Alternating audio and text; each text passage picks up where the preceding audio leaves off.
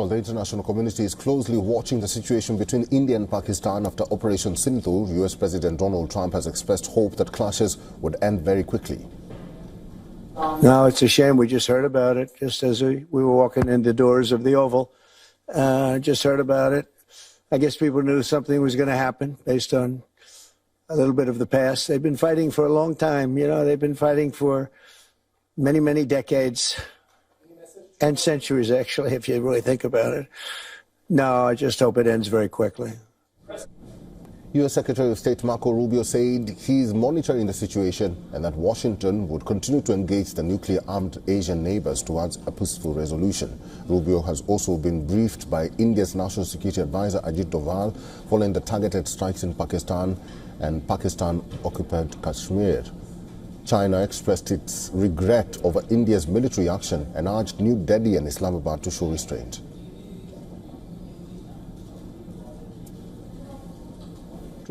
China opposes all forms of terrorism. We call on both India and Pakistan to prioritize peace and stability, remain calm and restrained, and avoid actions that could further complicate the situation. We are willing to work together with the international community and continue to play a constructive role in easing the current tensions. Israel's ambassador to India, Reuven Azar, voiced strong support for India's right to self-defense. The ambassador in a post on X said, and I quote, "Terrorists should know there is no place to hide from their heinous crimes against the innocent."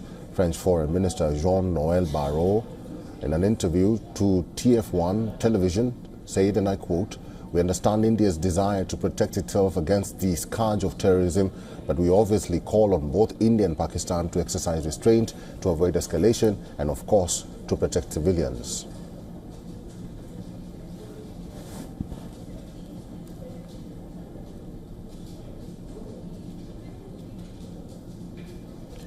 We do understand that India's Defense Minister Rajnath Singh is currently speaking. Let's just listen to what he has to say. सतर्कता और संवेदनशीलता के साथ कार्रवाई की है। हमने जो लक्ष्य तय किए थे उन्हें ठीक समय तय योजना के अनुसार सटीकता से उन्होंने ध्वस्त किया है और किसी भी नागरिक ठिकाने सिविलियन पॉपुलेशन को जरा भी प्रभावित न होने देने की संवेदनशीलता भी हमारी सेना ने दिखाई है।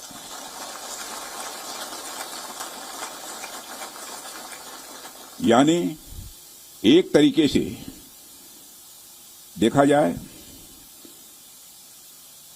तो हम कह सकते हैं एक तरीके की सटीकता, सतर्कता और मानवीयता यह हमारी भारत की सेना के जवानों ने दिखाई है,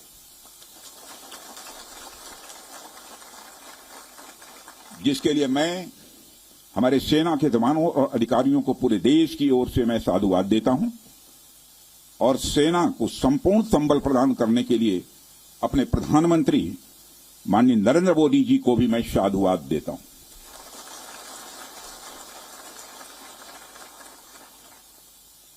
मित्रों, हमने हनुमान जी के उस आदर्श का पालन किया है जो उन्होंने अशोक वाटिका उजाड़ते समय किया था।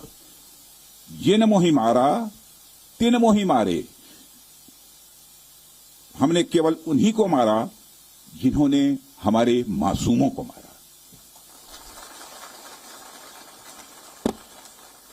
साथियों, प्रधानमंत्री श्री नरेंद्र मोदी के नेतृत्व में हमारी सेनाओं ने ऑपरेशन सिंदूर लॉन्च करके पहले की तरह ही इस बार भी आतंकियों को ट्रेनिंग देने वाले कैंप्स को तबाह करके करारा जवाब दिया है। भारत ने अपनी सरजमी पर हुए हमले का जवाब देने के लिए अपने राइट टू रेस्पॉन्ड का इस्तेमाल किया है और हमारी यह कार्रवाई बेहद सोच समझकर सधे हुए तरीके से की गई है। आतंकियों के हौसले पस्त करने के उद्देश्य से यह कार्रवाई महज उनके कैंप्स और इंफ्रास्ट्रक्चर तक ही सीमित रखी गई है। मैं पुनः हमारे आर्म्ड फोर्सेस के शौर्य को मैं नमन करता हूं। साथियों, आज बॉर्डर रोड ऑर्गेनाइजेशन के 66वें फाउंडेशन डे पर आपके बीच उपस्थित होना मेरे लिए गौरव का विषय है और यह खुशी की बात है कि आज इस इम्पॉर्टेंट डे पर बीआरओ द्वारा निर्मित 50 इंफ्रास्ट्रक्चर प्रोजेक्ट्स का उद्घाटन करने का अवसर भी हमें प्राप्त हो रहा है। मैं आप सभी का आभार व्यक्त करता हूं कि आपने मुझे यहां आमंत्रित किया है। साथियों, किसी भी संस्थान के लिए उसका फाउंडेशन डे यह बहुत ही महत्वपूर्ण हुआ करता है। वैसे भी 65 वर्षों की आपकी जो यात्रा रही है वो बेहद गौरवशाली रही है। इसलिए आज का दिन उस गौरवमयी यात्रा को याद करने का दिन है। इसके साथ साथ यह दिन ठहर कर सोचने का भी दिन होता है कि अपनी अब तक की यात्रा में हमने क्या क्या हासिल किया है और यह हमारी अब तक की कार्य प्रणाली का विश्लेषण करने का भी यह दिन है। साथ ही यह एनालिसिस करने का भी दिन है कि भविष्य में हमारी राह क्या होनी चाहिए। साथियों, मैं देख पा रहा हूं कि वीडियो कॉन्फ्रेंसिंग के माध्यम से देश के अलग अलग क्षेत्रों से हमारे कई साथी जुड़े हुए हैं। अक्सर हम उद्घाटन के अवसर पर बड़ी बड़ी संस्थाओं का और बड़ी बड़ी एजेंसीज का नाम तो लेते हैं, परंतु ऐसे कई कर्मयोगी हैं जो पर्दे के पीछे रहकर काम करते हैं। किसी प्रोजेक्ट को पूरा करने में उनका योगदान भी बेहद महत्वपूर्ण होता है। इसलिए मुझे लगता है कि आज का दिन उनके योगदान को एक्नॉलेज करने और एप्रिशिएट करने का भी दिन है। साथियों, आज जम्मू कश्मीर, लद्दाख, सिक्किम, मिजोरम, अरुणाचल प्रदेश, पश्चिम बंगाल और राजस्थान में कई प्रोजेक्ट्स का उद्घाटन हुआ है। कहने को तो यह सारे फिजिकल इंफ्रास्ट्रक्चर हैं, लेकिन मैं इन्हें सिर्फ फिजिकल इंफ्रास्ट्रक्चर ही नहीं समझता। हमें जो सड़कें दिखती हैं, जो पुल दिखते हैं, वह सिर्फ दो स्थानों को जोड़ने वाले नहीं होते हैं, बल्कि वह लोगों के दिलों को जोड़ने वाले होते हैं। इन प्रोजेक्ट से राष्ट्रीय सुरक्षा को तो मजबूती मिलती ही है, साथ ही साथ यह प्रोजेक्ट इन सभी रीजन्स को इकोनॉमिक प्रॉस्पेरिटी को भी बढ़ावा देते हैं।